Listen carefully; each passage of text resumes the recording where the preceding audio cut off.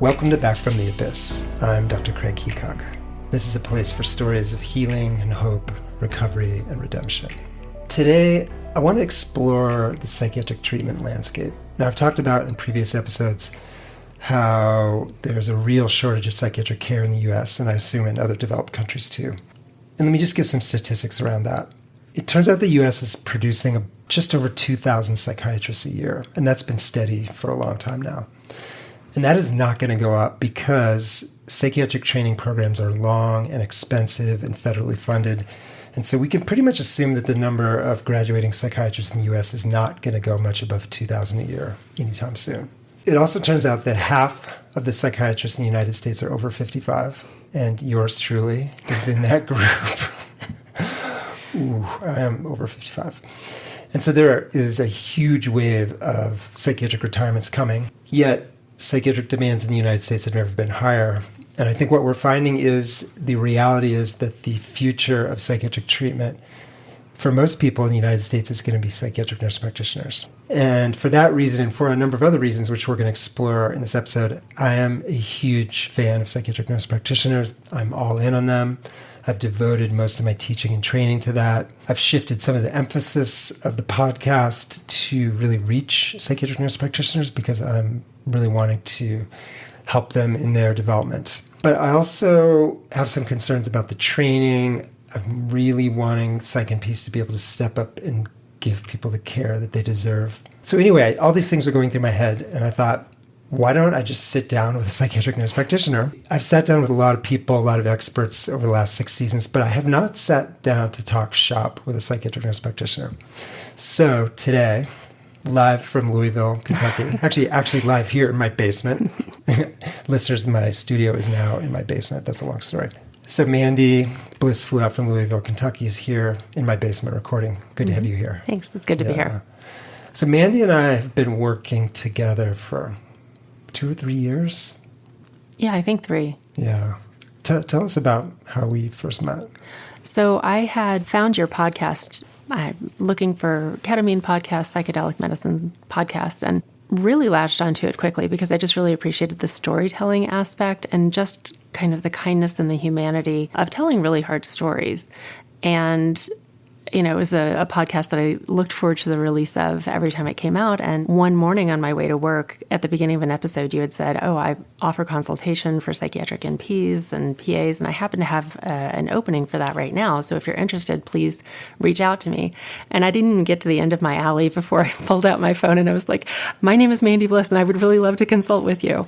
And you called me back really shortly thereafter. And so, we've had a relationship as for consultation on just general practice and how to run a practice, but also going back and forth on some really challenging client situations.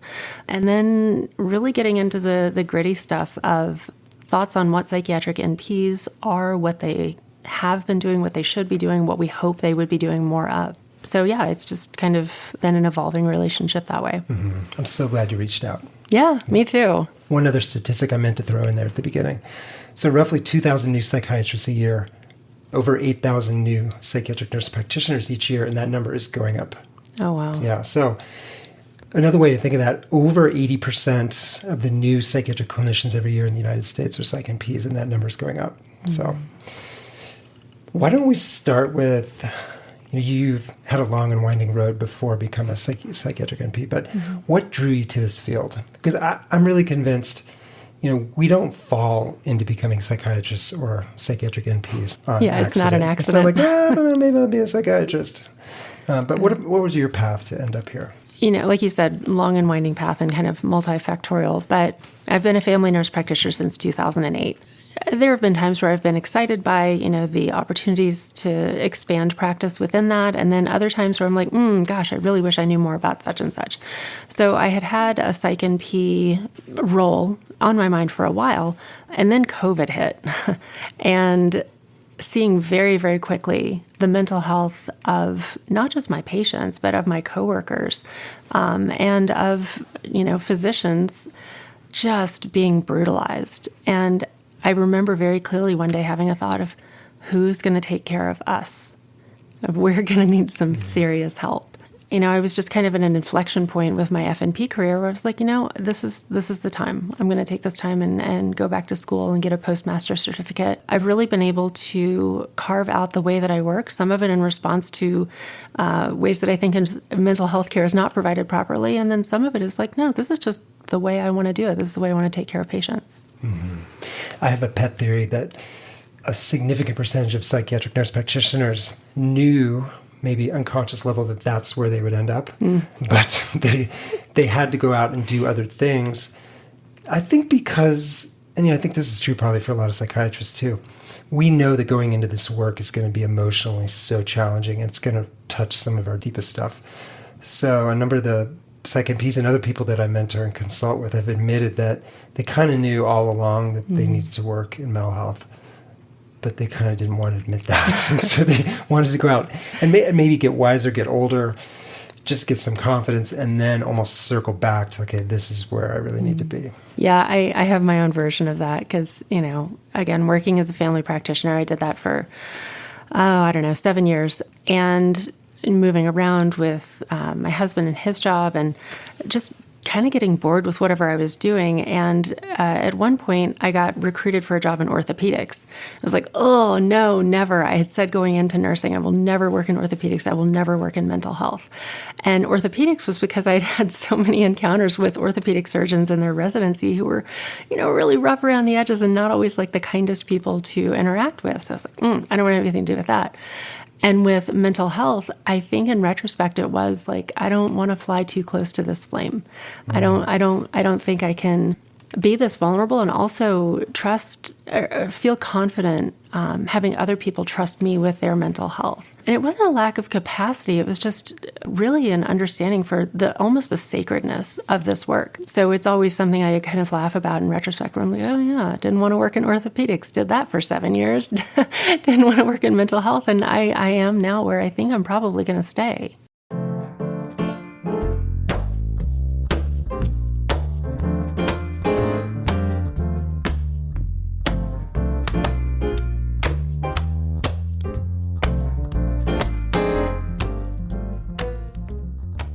I would love to hear a little bit about your training, and then we're going to use that as an entree into sort of PsychNP training as a whole. Because one of the things I think that's different about PsychNP training is it seems to me it's much more variable.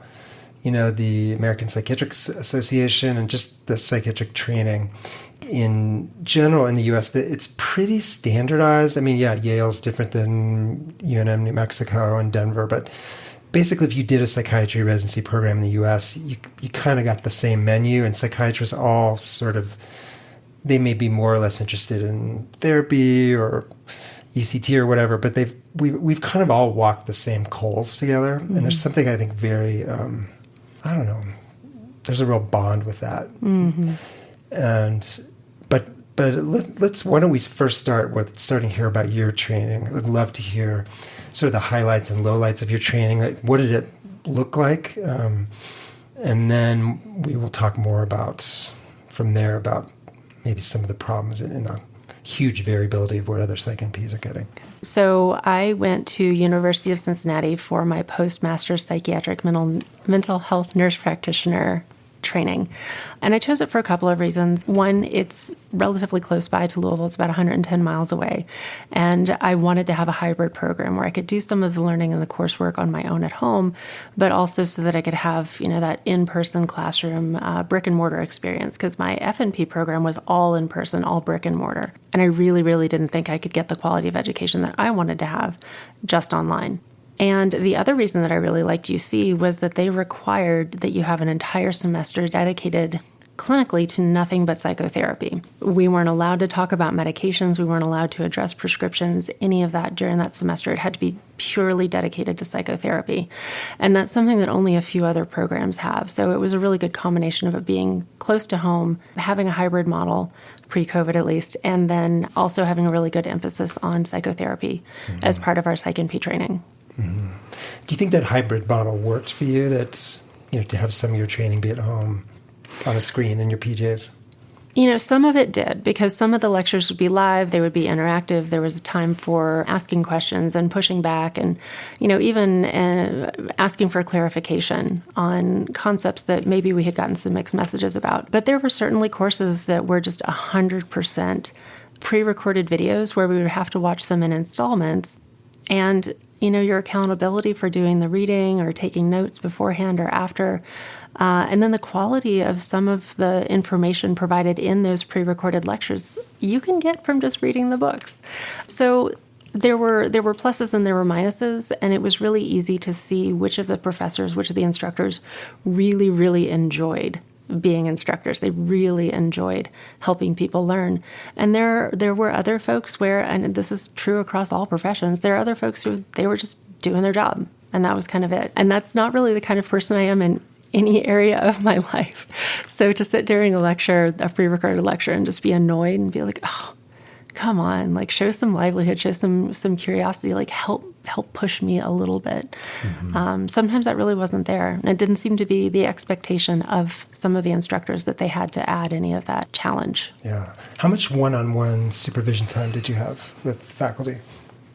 Oh, supervision with faculty one-on-one, it was pretty minimal.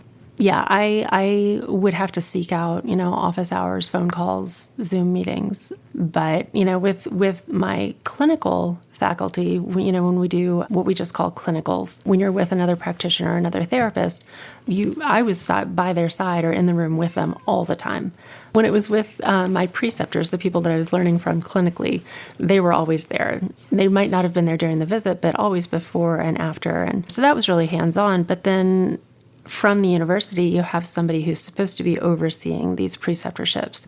And I would say that their communication with my actual clinical preceptors was sometimes really minimal. It might have just involved filling out a form and saying, was the student competent in this skill and this skill and this skill, which again is disappointing.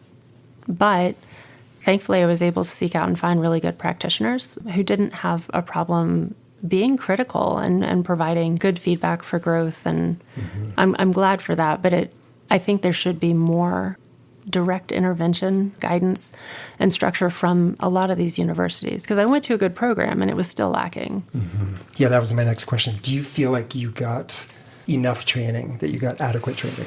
The program that I went to was exclusively for people who were already nurse practitioners. Mm-hmm. So almost all of us came in with a family nurse practitioner background.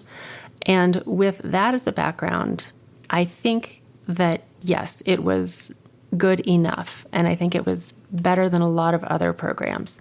But do I think that it was as strong as it should have been across the board, or as it could have been across the board?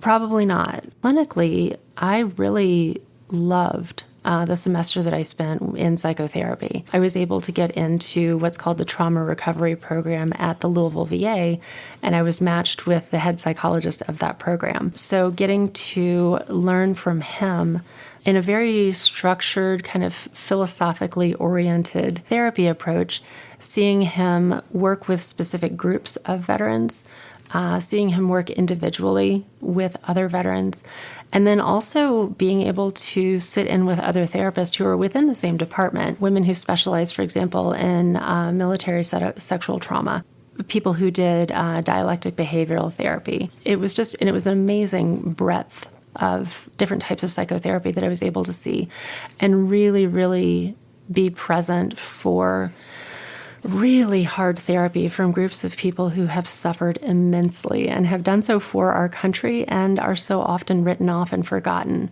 And so it was very, very special to me to be able to learn from them. And to this day, I offer a big discount on any care that I provide to a veteran because they helped me learn. I wouldn't be the practitioner that I am if I had not had the experience that I did at the VA. Interesting, Mandy, that you say that one of the highlights of your training was your therapy experience, and that was definitely true for me.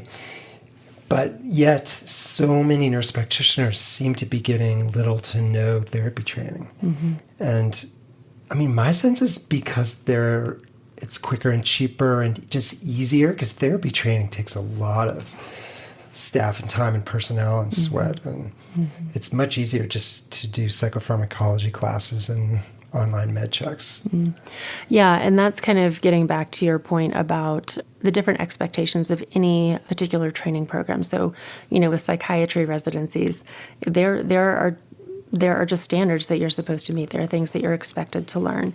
And with psychiatric NP, yes, there are still standards of the education, but sometimes there's a lot more wiggle room with these quote unquote standards and expectations than I think really does a good service both to the trainees and to the potential or the future clients. But there are a lot of programs out there where, kind of the bare bones requirement is I think you have to have 6 weeks of psychotherapy. And that sometimes can be split up over the course of a few semesters. Sometimes it can be remotely, therapists that are doing work with like Alma or Headway, just online therapy. But I really get the impression that for a lot of folks going through these programs, kind of like a thing you check off the box and you're like, oh, thank God I'm done with that. That's just not at all what I want to do. It's a disservice because there's so much that we do when we're providing care for our patients that is therapeutic, whether formally or not. And we can nurse practitioners can seek out further training in psychotherapy. There are lots of institutions that can help with this. You can get EMDR training, you can get DBT training, you can get IFS training. There's so many different training programs that you can go to and be formally trained. There's nothing that we are forbidden to do in that realm as nurse practitioners. But there are so many of us practitioners who really feel that, medication is the answer that they can provide and that you should farm that patient out to another quote unquote real therapist for their psychotherapy. So that there's kind of a lack of intellectual curiosity, and that's in my opinion, surrounding therapy for a lot of psych NPs. And I think there are a lot who truly don't understand how important therapy is when we're dealing with mental health. Yeah.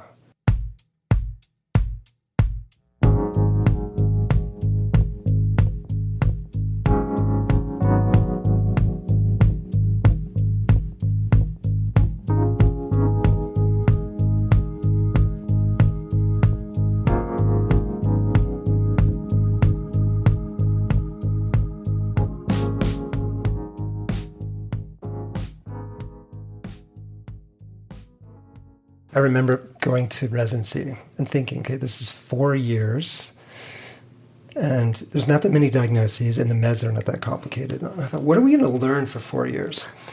And I remember thinking, is there going to be enough material to learn for 4 years? But I think what I realized, and I think other psychiatrists would say the same thing, is that what you realize in 4 years of psychiatric training is the meds not the hard part, the diagnosis is not the hard part. The hard part is people. The hard part is human psyche and people's psychological damage, and just dealing with the messiness and beauty of people and families and pain. And almost by definition, I think most of what you're doing in psychiatric residency is therapy, is learning how to be with people, learning how to be in the muck, in the pain, and handle your own stuff. And again, I was sitting here thinking, when I just asked you what were your most biggest learning highlights in your training.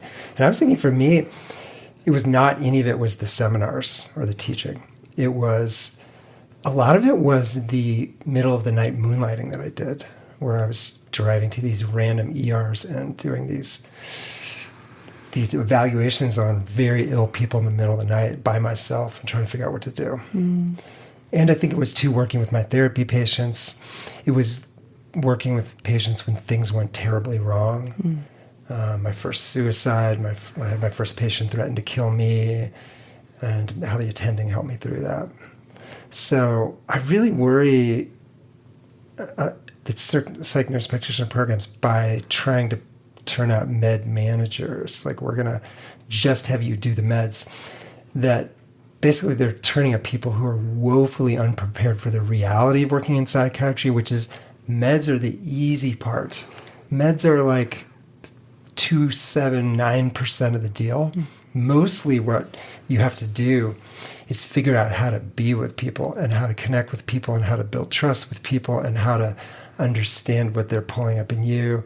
And again, I know I'm preaching to the choir with you, Mandy. We are totally aligned on this, but I just am really scared. And when I see, these Psych NP numbers skyrocketing, part of me is really happy that we're producing so many more Psych NPs to try to meet the psychiatric need. But then I think if most of these folks are getting no therapy training, they're getting online training with online med checks, they have no one-on-one therapy supervision, no specific therapy training. What are they actually going to be prepared to do? Yeah, I have so many thoughts about that. So one of the virtues of psychiatric nurse practitioners is that word nurse. We do have to go through, the full scope of training. We do have to, do a bachelor's program where we earn our RN. We do have to go through a master's program, and there are a lot of folks now going through a doctorate program as part of their nurse practitioner training. And I'm not sure that you can think of many other professions where you have to be so okay sitting with someone in their suffering and sitting with them in their discomfort and sitting in the discomfort with your patients' families. And, I'm using discomfort, that sounds lovely, but sometimes, it's rage, sometimes it's anger, sometimes it is just outright despair. And sometimes it's joy. The number of times through different parts of my practice where I've been able to give somebody a high five or have them come in for a hug, that's some of the precious part of the work. And, for whatever reason, that's not something that is, in my impression, encouraged so much in medical training. True. To become physicians. And then it gets a little bit tricky in this day and age of nursing because there are so many people entering nursing never having the goal or the intent to work, quote unquote, just as a bedside RN. And believe me, there are nurses listening to this who want to blow something up when they hear somebody say, oh, I don't want to work bedside, because it's not a less than, it's a different track in nursing. But when people enter into a nursing education saying, oh, I don't want to do any of that stuff, I just want to be a nurse practitioner, and especially moving into, I don't want to do any of that stuff, I want to be a psychiatric nurse practitioner. Well, you have to really have been able to sit with humanity and manage your own feelings and your own reactions to that and learn the ways that you can show up therapeutically for someone and kind of set your own feelings aside and then take care of your own feelings and your own spirit when you are able to, clock off or clock out or get home from work. So to assume that we can then just jump into working with people in their absolute most psychologically vulnerable states without having learned how to, Brene Brown says, sit in the rumble. We're really doing a disservice to ourselves and then to others. And I also think it's really important, I know this is a requirement for folks who go into psychotherapy, that we have our own experiences in therapy. I can't think of a time in my adult life when I haven't been engaged in therapy, even maybe just, once every 6 weeks. But we have to make sure that we are taking care of our own minds, our own health, and our own spirits. And then it also gives us that other experience of being the one that's sitting in the chair and being vulnerable and seeing that common humanity of, oh yeah, oh God, I got really pissed off at that guy the other day because I, said he wasn't motivated and he didn't want to do anything. And now I'm sitting in the office of my therapist and she's looking at me, she's like, you remember those things we talked about with like sleep? We talked about it like 20 times. I'm like, oh, yeah, I can be that difficult patient too.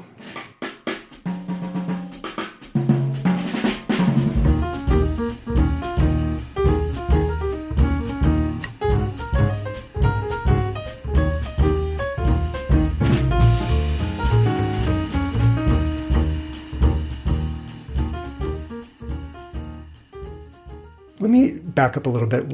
What's your sense of, looking forward?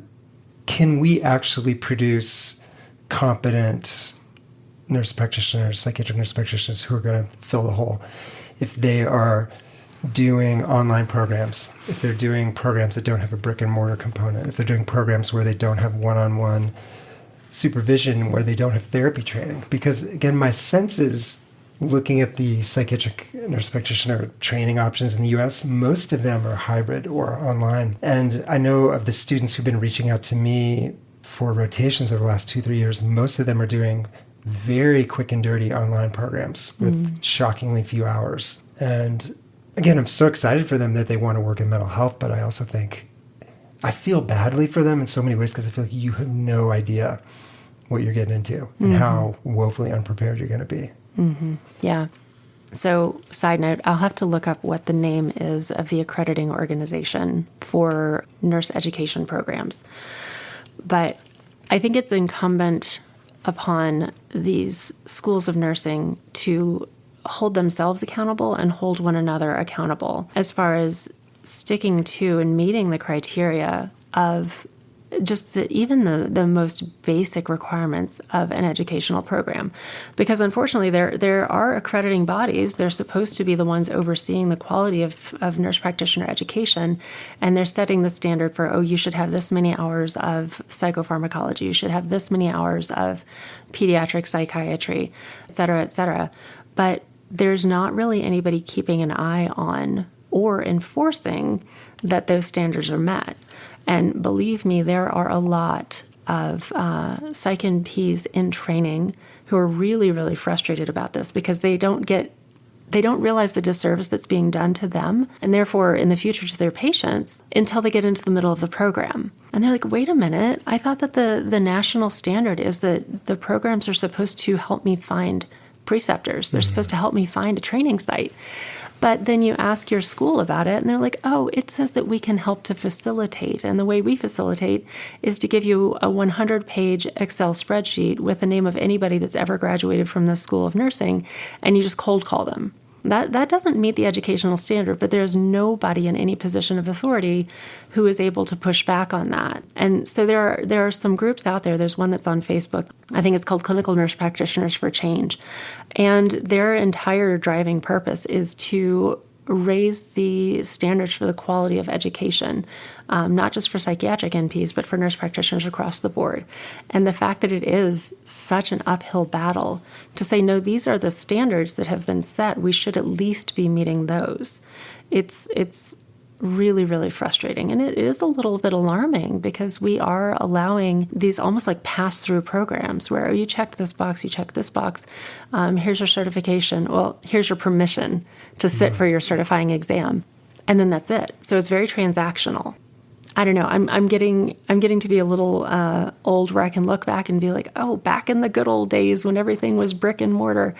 And so many things have changed with how education is done. And some of that was pushed with COVID, and some of it's just the way that things are changing with technology. I think you can have a high quality online portion of training. I really do. But some of the most valuable relationships that I have in my professional life are with people that I went to my first FNP program with. I still keep in really close touch with a lot of those folks. And, we were the ones spending time together in skills lab. We were the ones spending time together in study groups and working on projects. And, that's shoulder to shoulder. So there are some things that you can't replace with an online program. But if there are programs out there, and unfortunately I think there must be, if there are programs out there that aren't really requiring any psychotherapy component at all, I find that inexcusable. It's a shame and it's not okay. Yeah. I wonder, Mandy, if you and I decided we were going to put together a new psychiatry residency program, and we're going to have it the Fort Collins Psychiatry Residency, and you and I are going to run it. And we said it's going to be a distance learning program. We'll bring people in here every once in a while, but most of the psychiatry training is going to be online and people can find their own rotations around the country. It would never get approved. No, never. In 10 million years. And so I worry, right? Things are changing. Again, right? More and more stuff's online. But I'm old. I'm older than 55. Maybe I'm so old school, but I really believe that so much of what needs to happen in psychiatric training has to happen face-to-face. It has to be sitting with your supervisor. It has to be sitting with the scary patient. It has to be sitting in the family meeting. It really shouldn't or can't be you on a screen with a co-med check with an attending who you're paying to watch his or her med checks so you can check your box. So I really wonder, if we were going to start over, and it's too late, but if we were going to start over to train nurse practitioners in the way I think they deserve to be trained, I just can't imagine that it would have any kind of significant online component. Again, because if you look at the way we train doctors, never. There's not a single physician, not just psychiatry, if we tried to start a residency program that was online, holy shit. I know. It would be laughed. But why do nurses, why do they get, second, third best? Like, you can just do this online program that's really quick and easy and stay home and, do online med checks. And I just think it's so not fair to them, and it's not fair to patients. And we can and should insist on having amazing psychiatric nurse practitioners because they exist. I'm sitting across from one right now. And again, that's one of the reasons I'm so excited working with Psychiatric. There are all these amazing people out there that want to help people and be the best they can be and want to learn how to do therapy. And yet it just seems more and more the pipeline is getting filled up with these online programs that are trying to crank out people quickly and easily and conveniently. Mm-hmm. Yeah. I think there's kind of a professional and socioeconomic divide between nursing programs and med school programs, where there's still a lot of people who treat nursing like a trade. And there's some value in that. I mean, I really don't think that to be a really amazing bedside RN, I've known some kick-ass ICU nurses who could walk circles around really great intensivists, but super, super smart ICU RNs who could have done just fine without a bachelor's degree. They really could have. Mm-hmm. But, these are highly skilled professionals, and they're being asked to clock in and clock out, like you would if you were working at a factory. And there's nothing wrong with working at a factory either. But if we're going to treat really, really highly skilled professionals like they are replaceable, like they're trades, like they are just, their punch card, then we get into, okay, we're expecting a lot from you, but, the training part, okay, fine, just fill these requirements. And that's clearly not the situation with med school. You go into it with the absolute understanding that you're going to be a professional. So there's that difference there. I see what you mean. It's almost like, I was thinking of like quantum levels of the atom or something. Like there's nursing school exists kind of in this different quantum level, financially, educationally, socioeconomically, and then med school is kind of a different one. But the psychiatric nurse practitioners are much more highly trained than nurses, and they can earn a lot more, and it's almost like they've jumped up to this outer quantum level or electron shell. But in terms of resources and expectations are more kind of nursing school level, when actually, but they're functioning more like med school level. Well, I'm going to push back on that a little bit. Please do. Because, you said psych NPs are much more highly trained than RNs. And I think that really, really depends on both the psych NP that you're talking about and the RN you're talking about. And it's important to understand all psych NPs are also RNs. You can't be a psych NP and not be an RN. So, when we talk about pay, for example, when we started to see this really massive surge in people attending psych NP programs. And so kind of the spawning of these for-profit online programs with very little accountability and minimal requirement for training. It was in COVID, when people, God help, nurses, bedside nurses, hands-on nurses and nurse practitioners during COVID. Of course, it sounded lovely to be able to, work from home. I've never been able to work from home as a nurse. I remember looking out the window in Cincinnati in a blizzard one day and being like, I didn't think this through enough. I would never be able to work from home as a nurse. So during COVID, okay, great, awesome, we could work from home. And so this idea of like you can sit in your pajama pants and, look professional from the waist up, there were a ton of people that jumped at that. And psych NPs used to be the most highly paid nurse practitioners, really not long ago at all. But it's always interesting to see the folks who get into their psych NP career and stick with it for 12, 18 months, and are like, oh, this isn't what I thought it would be. Whether it's the reimbursement or the acuity of the patients or just finding patients annoying, which, there are some challenging personalities out there. That's part of it. But to hear of the number of people who are like, ugh, screw this, I'm going back to the bedside. And not saying like, oh, I'm leaving this hard thing and going to an easy thing, but as a bedside nurse, especially somebody who's really highly trained, or if you're working in travel nursing, those folks are making way more money than I am. They're making way more money than I ever had. And I'm going to be really honest. Could I do their job? Absolutely not. No way, you do not want me as your ICU bedside nurse. So it's really tricky, and it's skating on very thin ice with a lot of really angry nurses. If you start to say that psych NPs are much more highly trained, we're very differently trained. Yeah, I totally agree. Yeah, thank you for clarifying that. But it's also important to know, like there are all sorts of these kind of unwritten rules in nursing. So if you were to go into a family nurse practitioner program, there are hospital-based RNs who will say, oh, you can't do that unless you've been a med-surg nurse for 2 years. Well, who says? Like, nobody says that. And being a family nurse practitioner is very different than being a bedside nurse. It just is. Different skill set.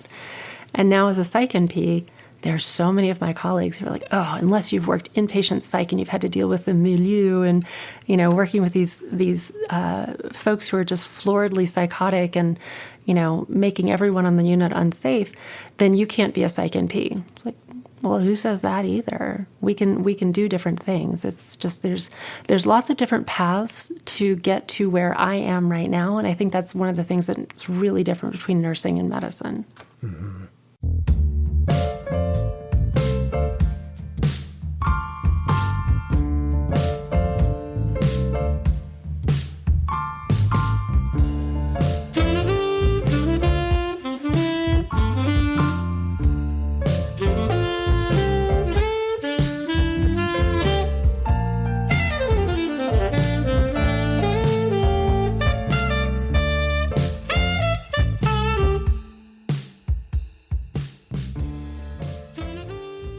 Coming back to what nurses and potentially psych NPs bring that maybe physicians don't have is really this core skill of psychotherapy, which is holding, which is being able to just sit in the pain and not trying to change the topic or make people feel better or fix them or suggest treatments or drink more water or go to bed or take your Prozac, but just be in it. I think there's something about medical school that's very much, identify the problem list, fix it. Mm-hmm. And I think there's something about nursing that's more just be with somebody, be in it. Mm-hmm. And that is a really beautiful thing I've seen. It's interesting, comparing the med students who used to rotate with me, who are all super smart and motivated, but none of them want to be psychiatrists. But the psych NPs who rotate with me now or that I do consultation with, to a person, they've really big hearts and just they're kind, caring people. In a way that I think psychiatrists aren't necessarily. I think psych NPs can bring that to psychiatry. What a gift! Which again, to me, frustrates me more that psych NP programs largely aren't offering therapy training to their students because they have this whole group of people who just have they are innate holders. They're innately wired to be able to do some of the core skills of therapy. And I think so many of them are hungry for it. Yeah. I don't think those of us going through a psych NP training really do understand the power of just holding space for somebody, sitting with them in the struggle, sitting with them through a victory. In my own RN training, during my psychiatric rotation, my instructor kept pushing this idea. She said, therapeutic silence. Be sure and use therapeutic silence. I'm like, oh, that's so uncomfortable, just sitting in the room where we're both silent. What's happening here? But that has been so helpful. I think of her and pushing that. I think of her every single week. When there's times sitting in the exam room, or in my consultation office, and somebody's just said something very, very hard. It might be something they've never told anybody. And instantly my instinct is, oh, we can put a Band-Aid on that. I'm going to say something to make you feel better. I can make a joke out of it. And just take a breath, pause, sit there until it feels uncomfortable, and see what happens. And it is magic.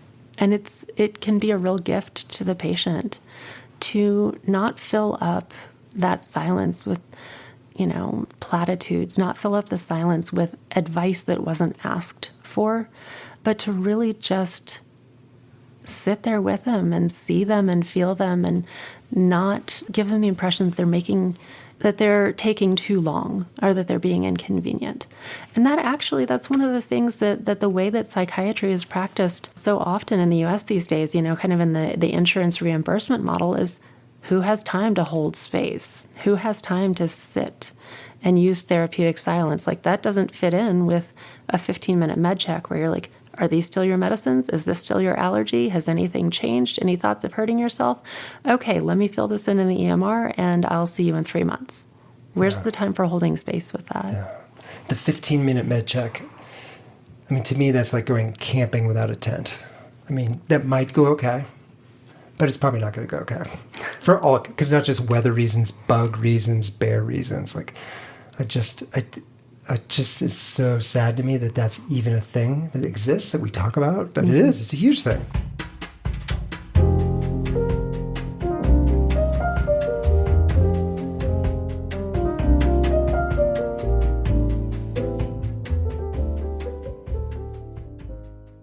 Why don't we shift gears for a sec and talk a little bit about what have been your experiences in terms of interactions with other psychiatrists?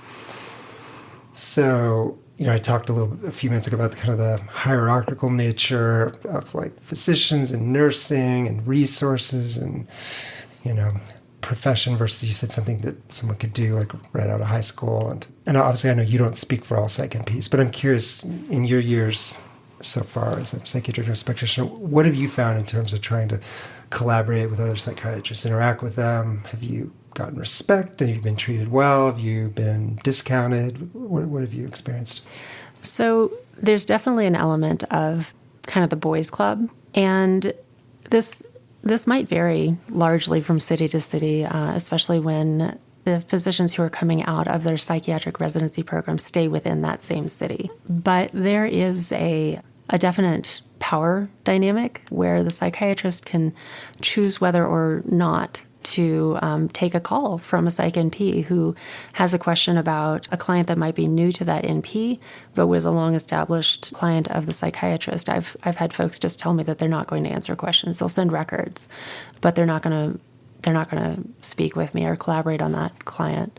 Wow. And I don't know if it's like a territoriality thing or if they don't think that I can take good care of the person, that I should be able to figure out everything I need to know just, based on one intake visit with them. So it can be really, really closed off. And then there are a lot of really large practices where they might have a dozen psychiatrists and they've also got a dozen NPs. And they work alongside one another, but it's not generally my impression that they mix a whole lot. My own experience, I'll think of one psychiatrist in particular. I got a phone call probably 2 years ago. His name is Ron McGavick. He's in Louisville. Got a phone call and just said, hey, Mandy, this is Dr. McGavick. Need you to give me a call back, please. And I think this is really telling instantly. I was like, oh my God, what did I do?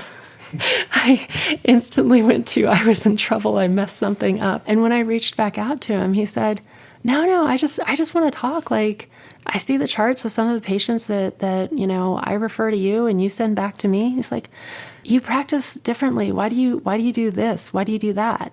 He's like, I want to know because there's some of the things that you do that I do, and there's some of the things that you do that I want to know more about. And I was like, what is this? It was just, I know, it was such a novel thing. And, we've kept up a professional relationship, and now he uses space in my office a couple of days a month. And that's just great. I love it. And unfortunately, it's kind of the one-off. And I attribute that to the fact that he didn't even go to medical school until he was 40. So he's the same age, he's the same race as a huge swath of psychiatrists in my hometown, but he doesn't practice the way that those guys did when they went through their residency in their early 20s. So I don't know if it's a stage of life thing or if it's just the way that practice and training has changed, or if it's just somebody, I believe he was a graphic designer before he went to med school. He's just more of, this is going to sound terrible, he's just more of like a real person. Yeah. So. Well, he's curious and still maintaining some humility. Mm-hmm. Absolutely. I don't know it all. What are you doing? I'd love to learn more. Mm-hmm. Absolutely. Yeah. Gosh, we all need more of that. Mm-hmm. Yeah. What have you found are the biggest gifts for you in this work? What have you found are some of the biggest challenges in this work? Sometimes they're one and the same. some of the biggest gifts have been realizing the trust that folks have when they come in to initiate care, or when they very, very specifically choose me. They might have seen 3 other practitioners in the same week because they're trying to figure out who they want to trust to take care of them. And to have them come in and just say, here are all my hurts. Here are my hard points. There's a song by Dara Williams where one of the lines is, fix this, it's my broken heart. And just to realize how sacred it is to have somebody show you their hurts and trust you with that. And then there's also the challenge of, sometimes they really, really, really hope that you can, quote unquote, fix them, that you can take away their problems, that you can take away the difficult ways that they interact with their world that make their life unhappy. So having to sit with people's anger and disappointment at me when I haven't been able to meet the need that they had of me, that's really hard. Because I'm a perfectionist. I like to do everything perfectly. And I love to think that I do it perfectly all the time and always the first time. And I don't. And part of that's just, being in healthcare. But when we're dealing with extra vulnerable people who have come in and shown you all their hurts, and they still tell you outright, you have not helped me, that's really, really hard. It's also really helpful for me. It's a growth point, but it's really hard.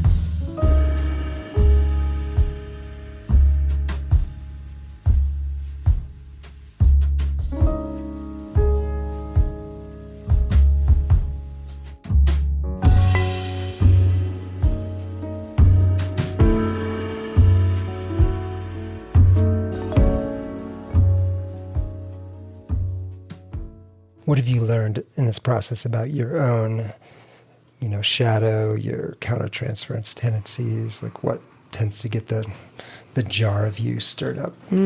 Yeah. So this is something that we've consulted about more than once. I have had at different times groups of clients who are just, and this is even going to show my countertransference here, just really unmotivated, coming in saying, here are all my hurts. I'm not going to do anything about it. Fix it, fix me. And sometimes, especially when they're starting off, like, hey, what can I do? What advice? What protocol? And I'm like, oh, here, you can do this and you can do this and we can modify this. And, here's how we're going to build in accountability. And they come in 4 weeks later and I'm like, okay, so tell me how you're doing with these changes that we talked about. And they're like, no, I just couldn't get out of the basement. It's like, well, okay. And then we had to do it all over again. And I did really have to sit with, where is this coming from? Where am I getting so angry with what I'm seeing as this lack of motivation and lack of investment in their own care? And it gets back to family stuff. My dad has not taken good care of himself mentally or physically for a very long time. And to the point where it's become a burden for other people to take care of him. But there's very much this expectation that he holds that he just will be taken care of. And it causes, obviously, a lot of strife in the family, a lot of codependence.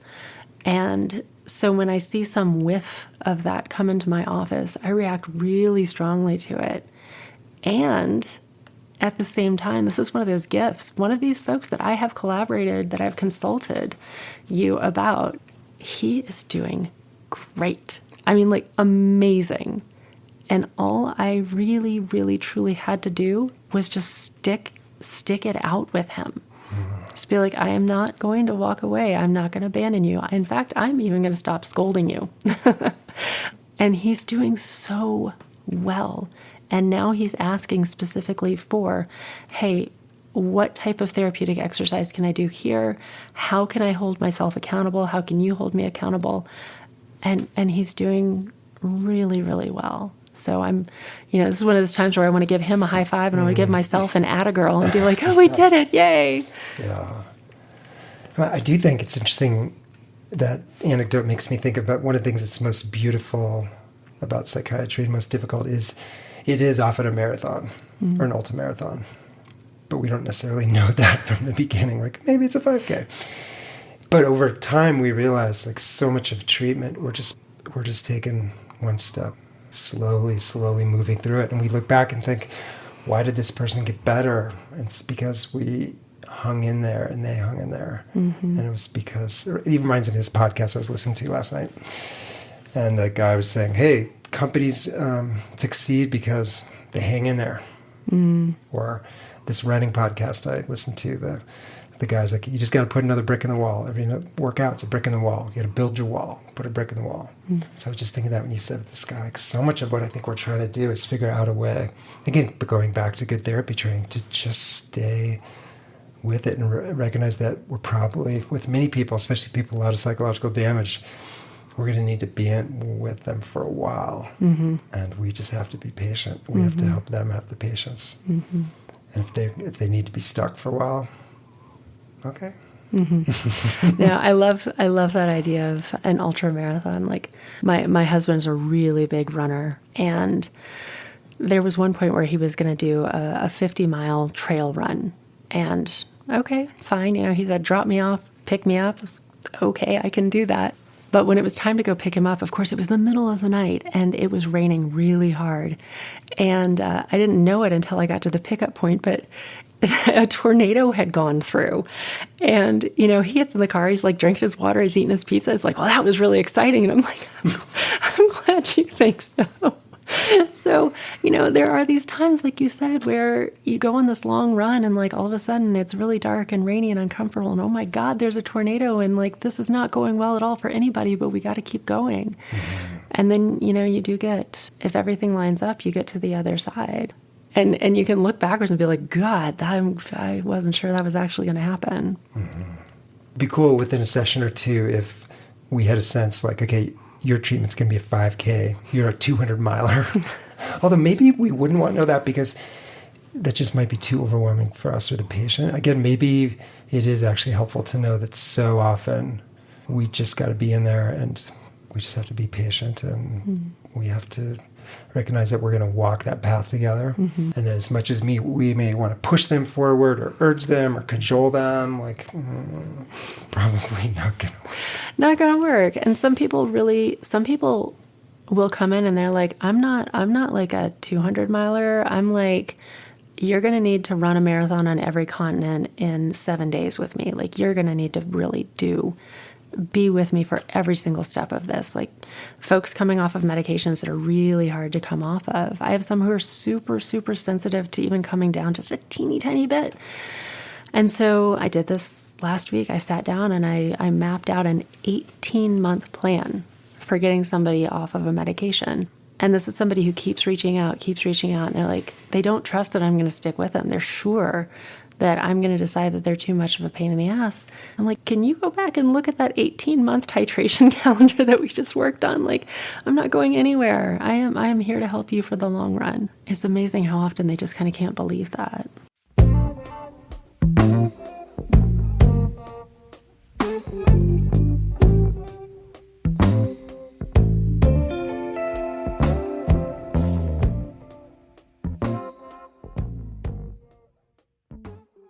I guess I wanted to wrap up with kind of two themes that are tied together. And one is the kind of practice you have. Just before we started recording, you were reminding me that you kind of specialize in really difficult patients, complex trauma.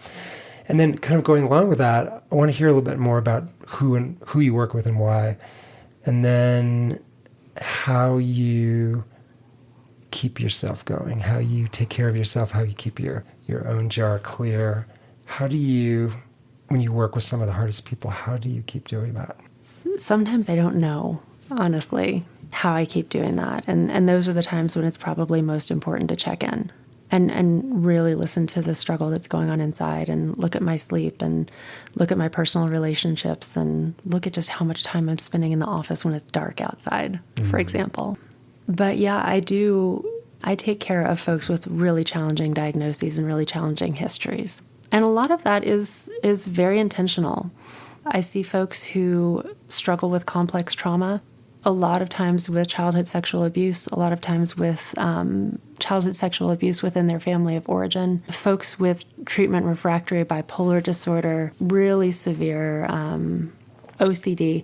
I take care of a lot of the folks where everyone has either told them, you're treatment resistant, which sounds very blamey and shamey to me, or there's nothing else that we can do for you, or that people have just got annoyed with them and fired them, discharged them from their practice, ghosted on them. And I love it. and it is really hard work. Some of it is having to pace ourselves. And then very, very importantly, I collaborate really closely with the therapists of these folks. I have kind of a core group of trauma-focused psychotherapists that I work together with on these clients. And I call it circling the wagon, where it's really just making sure that the people who are therapeutic and safely attached to those patients are seeing all sides of that person, because you know how it is. You get a completely different presentation of a patient than the nurse practitioner student that you are training, the story that she comes and presents to you of that patient's history. When you go in and go through that patient's history further, it's like, whoa, we just got completely different stories. But it's really helpful for these patients in a couple of different ways, that they've got trauma-focused, trauma-informed people taking care of them, that they're believed, that people are paying attention enough and caring about them enough to be invested in their healing. Because for some of them, it's the first time that's ever happened in their entire life. But taking care of myself, that's hard. And I think the people around me who love me and care about me know that, and they do get frustrated with me, understandably, because I do have a hard time taking the time for myself. I do have a hard time saying, I want to do this just because it's fun, not just because it's what is expected of me or what I have to do. So I could definitely do better at keeping my jar clean. I guess it's like goes along. Part of what's made you such a great clinician is you are so curious and driven to learn, and as you said, you feel drawn to working with some of the most challenging patients, and you are willing and wanting to stick with them in the long term. I mean, these are all wonderful things, but these are also things that can come up and bite you and suck the life out of you. Mm-hmm. Yeah, and one of the therapists that I do collaborate with really closely, she's taking a step back from working with complex trauma and specifically with childhood sexual abuse. And that doesn't mean she'll never come back to it, but she's being very intentional in stepping back for a while because she knows it's not sustainable for her, just for her spirit, just for her mental energy, just for the way she can show up for her family. And so it's actually been really good for me to see that somebody else is giving themselves permission to say, I can do this, I'm really good at it, and I also have to take my own reserves into consideration, and I can come back to doing this type of work again when I'm ready. Mm-hmm. Yeah, I've found for me, one of the most critical things I've started doing the last couple of years is to do a monthly consultation with a psychiatrist colleague and good friend of mine in Lake Tahoe, and she and I discuss our hardest cases and our deepest fears and our suicides, and it's an hour on FaceTime every month, and it's like this refuge. It's different than if it were my wife's a therapist, but it's very different with her friend, like to be someone who's really in the business and also knows how to hold, not is ready to just hear it and be with it.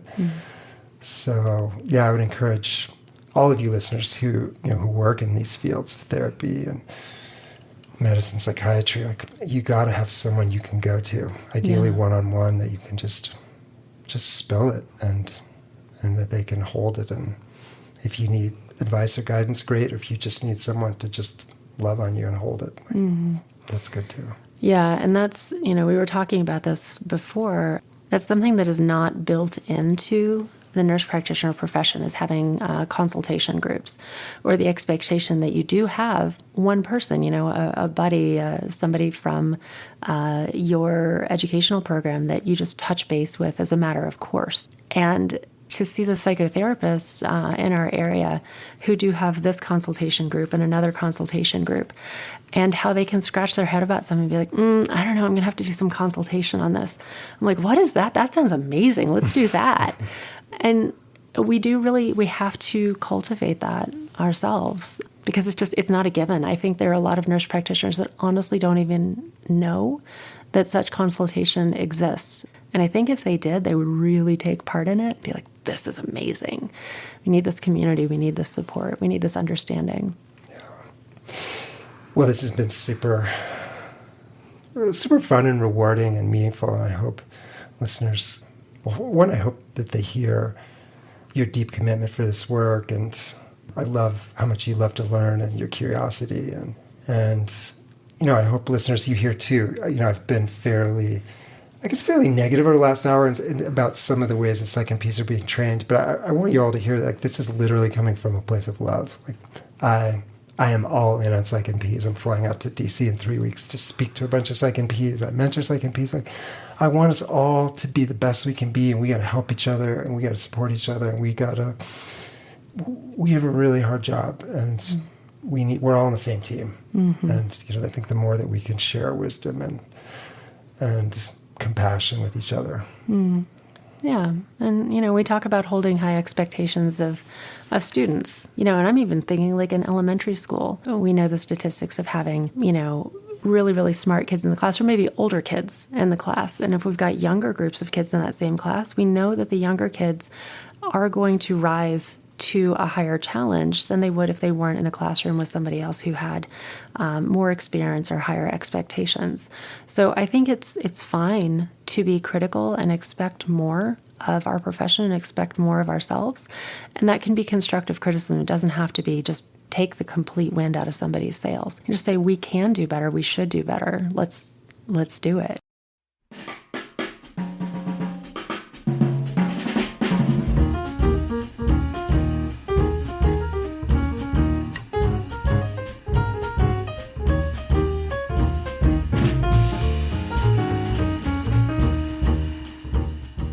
We'll be back in 2 weeks. If you have any thoughts, comments, or suggestions for Chris or me, you can reach out to us through my website, craigheacockmd.com. We're always very happy to read your reviews on whatever podcast platform you use. And thanks for listening.